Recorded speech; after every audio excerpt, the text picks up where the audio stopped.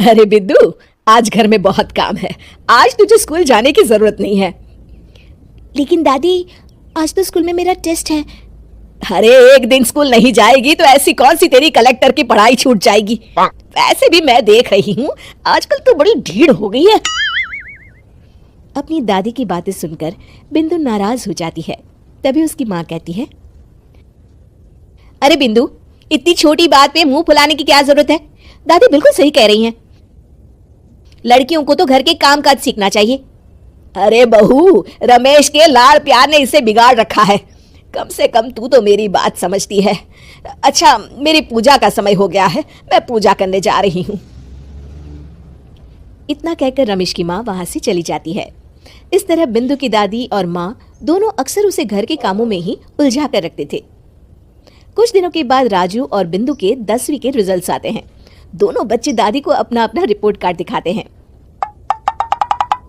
शाबाश मेरे लाल, तू तो बड़े अच्छे नंबरों से पास हुआ है।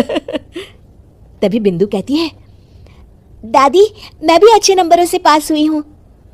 रमेश की माँ बिंदु को अनदेखा करते हुए कहती है, हाँ हाँ ठीक है, अभी यहाँ खड़ी क्या कर रही है, सुन लिया मैंने। जाकर मेरे लिए चाय बना कर लिया।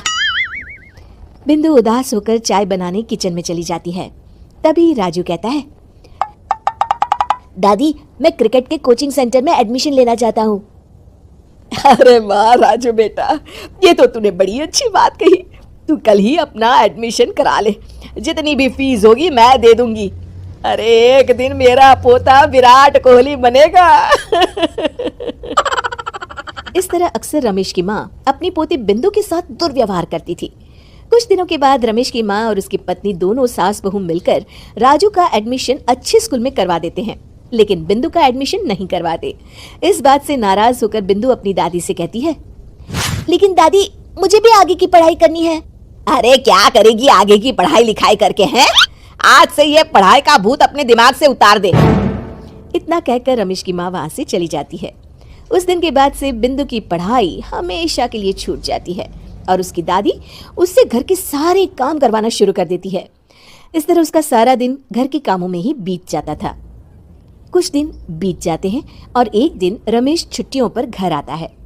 बिंदु को घर के काम करते हुए देख उसे कहता है, अरे बिंदु बेटा, तुम स्कूल नहीं गई?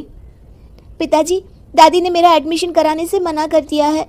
वे कहती हैं घर पे रहकर घर के काम करना सीख। अपनी माँ का ये बर्ताव देख रमेश को बहुत गुस्सा आता है और वो अपनी माँ से कहता है, माँ ये तुमने क्या किया? आगे की पढ़ाई के लिए स्कूल में बिंदु का एडमिशन क्यों नहीं करवाया? अरे बेटा, लड़की जात है, ज्यादा पढ़ लिख कर क्या करेगी? वैसे भी शादी के बाद तो इसे घर के ही काम करने हैं ना। तुम किस जमाने में जी रही हो माँ? अगर कल्पना चावला के घर वाले भी तुम्हारी सोच के होते तो क्या वो पूरी दुनिया में हिंदुस्तान का नाम रोशन कर पाती? इसका स्कूल छुड़वाकर तुम इसका भविष्य बर्बाद कर रही हो, लेकिन मेरे रहते ऐसा नहीं होगा। बिंदु बेटा, कल ही तुम्हारा एक अच्छे स्कूल में एडमिशन करा दूंगा। तुम जितना चाहे उतना पढ़ो। मेरे होते हुए तुम्हें किसी बात की चिंता करने की जरूरत नहीं है। अपने पिता से हौसला पाकर बिंदु खुश हो जाती है और कहती है, जी पापा, मैं खूब मन लगाकर पढ़ाई करूंगी और बड़ी होकर डॉक्टर बनूंगी। ये हुई ना बात, शाबाश मेरी बेटी। शिक्षा, लड़का हो या लड़की, हमें दोनों को आगे बढ़ने का मौका देना चाहिए।